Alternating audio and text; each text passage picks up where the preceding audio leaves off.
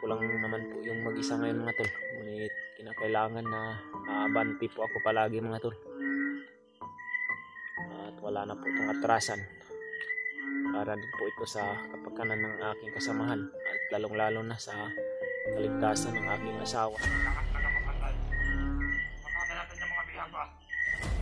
Pupunta na sila sa mga bihag mga tol.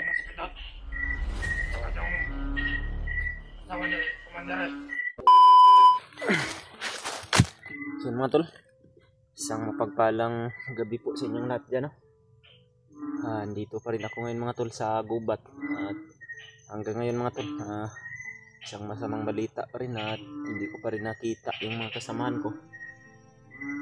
At ako pa rin po yung nag-iisa ngayon mga tol. At patuloy pa rin ako sa pagpunta doon sa location na sinasabi ni Lolo Ambo mga tol, na kinalalagyan ng asawa at si Brad Pidot. At kinakailangan mga tol na nakaabot ako doon dahil alam ko naman po mga tol na yung mga kasamahan ko rin na papunta din po yun sila doon. At dito po ako ngayon mga tol, nagpapahinga po ako dito sa lugar na ito. Pumasok pa ako dito sa masukal na parte ng gubat mga tol. At yung may mga ganitong mga mga tol, yung may mga tawag sa amin yung uway. Dahil hindi na naman papasukin to ng mga kalaban mga tol.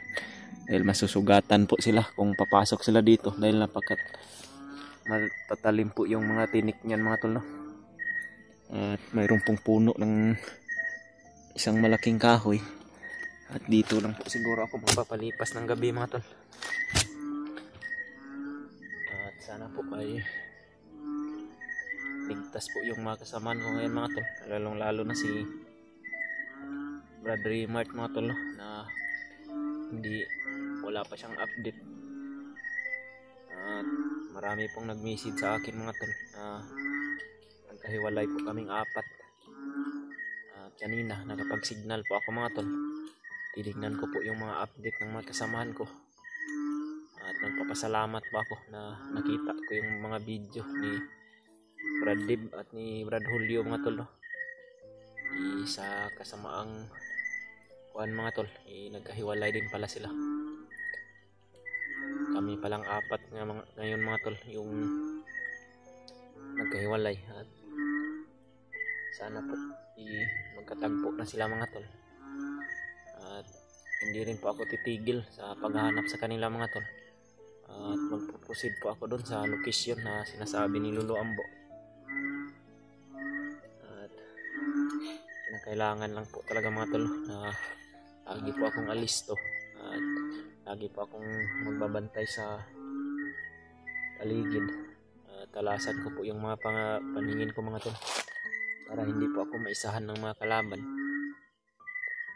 At nag-video lang po ako ngayon mga tol, para makita din po ito ng mga kasamahan ko na kung ano po yung kalagayan ko ngayon. At ako pa rin po mag-isa mga tol, no?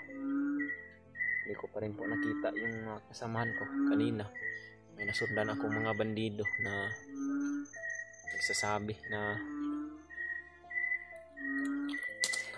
hanapin daw nila yung mga naambos nila, yung naambos ng mga kasamahan nila. At wala pong ibang kuwan yun mga tol, no? Kung hindi kami yun. At sinundan ko mga tol, ngunit pumunta po sila dun sa mga maraming kasama nila. Kaya hindi po ako dumiritso mga tol, at lumihis po ako ng daan para hindi po nila ako makita.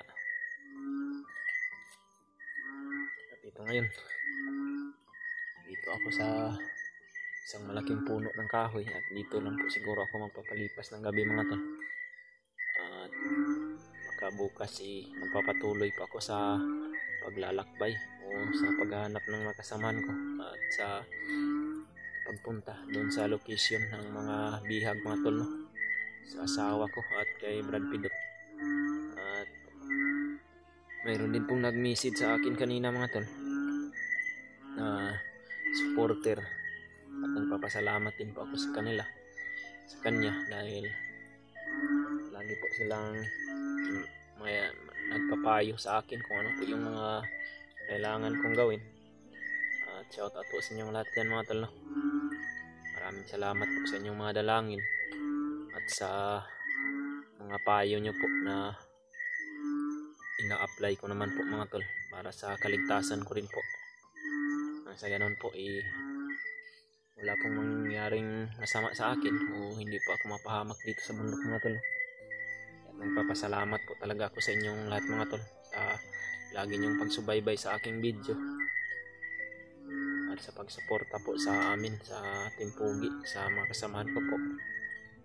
At may nag-message sa akin mga tol na isang magandang balita rin na paakyat na daw si Kuya Bads ng bundok mga tol, no?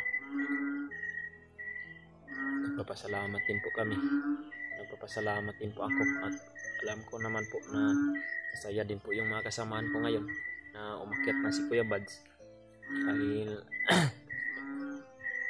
malaki po talaga ang maitutulong ni Kuya Bads sa amin mga tol, lalong lalo na sanay na po siya sa mga ganitong sitwasyon at malaki po yung maitutulong niya talaga sa amin mga tol, no? Sa mga bihag, sa asawa ko at saka kay Brad Pido.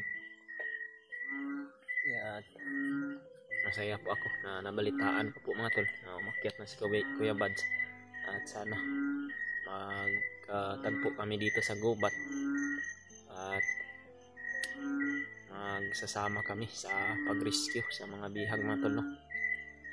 At dalangin ko po na sa mas lalong madaling panahon makita na namin yung kinalalagyan ni Brad Pidot at yung kinalalagyan din ng asawa ko mga tol, no?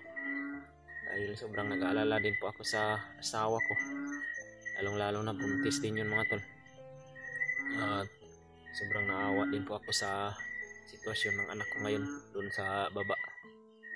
Sana po okay lang po yung kalagayan ng anak ko mga tol, at sana po ligtas po siya palagi at wala pong mangyaring masama sa kanya. At nagpapasalamat naman din po ako mga tol, no? Dahil mayroon pong mga taong handang tumulong sa amin, sa anak ko. Kaya laking pasalamat ko po talaga sa kanila mga tol, sa pamilya ni Brad Dave at sa pamilya ni Kuya Bads at sa mga kasamahan ko po mga tol na handang magbuhis ng buhay, ligtas lang yung mga nangangailangan ng tulong. At sana po ay walang mangyaring pahamakan sa amin dito sa bundok mga tol, no? At kahit mag-isa man ako mga tol, nilalakasan ko po yung loob ko mga tol na makayanan ko po itong mga pagsubok na ito, dahil hindi naman din po ito panan mga tol, no? Na darating din talaga yung araw na kinakailangan tumayo tayo sa sarili nating paa at kakayanin natin yung mga pagsubok na kahit tayo lang mag-isa mga tol, at lagi lang tayong mananalig sa ating Panginoong Diyos. Sa ganun po madadagdagan din yung lakas ng loob natin na makipaglaban at handang lumaban sa kahit anumang mga pagsubok na darating sa ating buhay mga tol, no? Kaya kahit ako lang naman po yung mag-isa ngayon mga tol, ngunit kinakailangan na aabante po ako palagi mga tol, at wala na po itong atrasan para din po ito sa kapakanan ng aking kasamahan at lalong lalo na sa kaligtasan ng aking asawa mga tol, no? Kaya handa po akong magsakripisyo kahit ako lang po mag-isa dito sa bundok. Wala man akong kasama sa mga panahong ito, ngunit tinatatagan ko po yung kalooban ko mga tol, at yung isipan ko ay lagi pong positibo sa kahit anumang mga pagsubok na darating sa amin mga tol. Parang may mga sigawan sa unahan mga tol. Yun. Parang may mga kalaban na papunta dito mga tol. Magtago muna ako mga tol. Kinakailangan na patayin ko tong ilaw ko. Yan.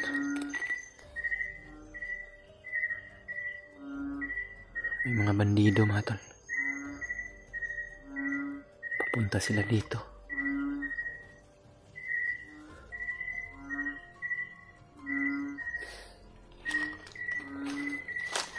Kinakailangan mga tol na magtago ako mga tol para hindi ako makita nila.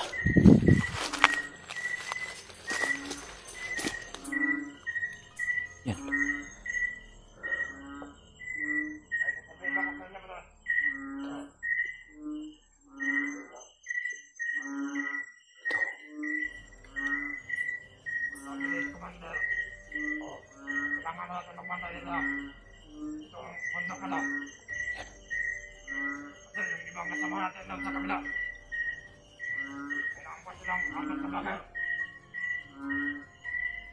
Kailangan talaga magbanta tayo dito. Kasi sabi ni Commander na Mga kalaban mga tol. tayo pumunta. Kaya wala siguro yun ba? Kaya ikat na natin yung mga ibang kasama natin. Kailangan talaga magbantay. Tsaka punta. Kapatid natin yung mga bihag ba? Punta na sila sa mga bihag mga tol. Yung hospital. Tsaka yung asawa ni Commander eh. Kaya kailangan talaga natin magbantay sa paligid. Malayo pa ba din? Hindi malayo pa. Marami sila mga tol. Papunta daw sila doon sa mga bihag mga tol.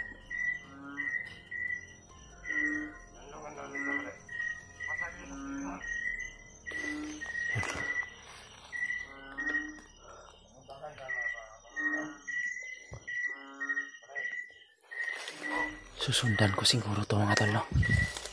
Dahil ito na yung pagkakataon mga tol na mapuntahan ko yung location ng asawa ko.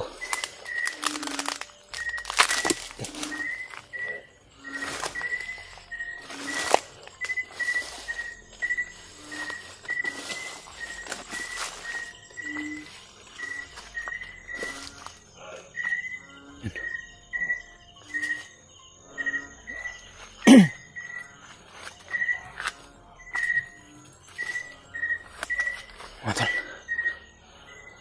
mayroong isang grupo ng bandido na dumaan dito malapit sa pinagpahingaan ko mga tol, no? At mayroon silang mga pinag-usapan na narinig ko mismo mga tol.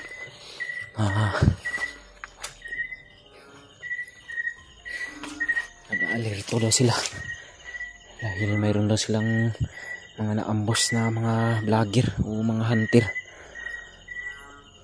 at hanapin daw nila mga tol. Kaya kahit oras ng gabi mga tol, nagro-robing sila, no? Nagro-robing sila mga tol para hanapin kami. At alam ko po na walang ibang ibig sabihin sila kundi kami po yung mga hunter na naambos nila mga tol, no? At kinakailangan na handa ako mga tol at mag-aalerto lang ako. At mayroon akong nabalitaan mga tol na pinag-usapan rin nila na mayroon daw silang bihag, si Brad Pidot daw at yung asawa ko, at pupunta daw sila doon sa location na yun mga tol. Kaya pipilitin ko po mga tol kahit oras ng gabi ngayon, susundan ko po yun sila mga tol, no? Hahanapin ko po yun para makapunta ako ng mas madali doon sa location na kinalalagyan ngayon ng asawa at anak ko, ay asawa at kay Brad Pidot mga tol, no?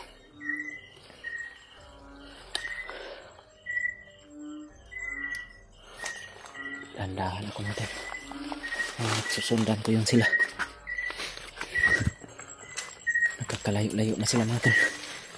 Kailangan ko na maabutan ko yun.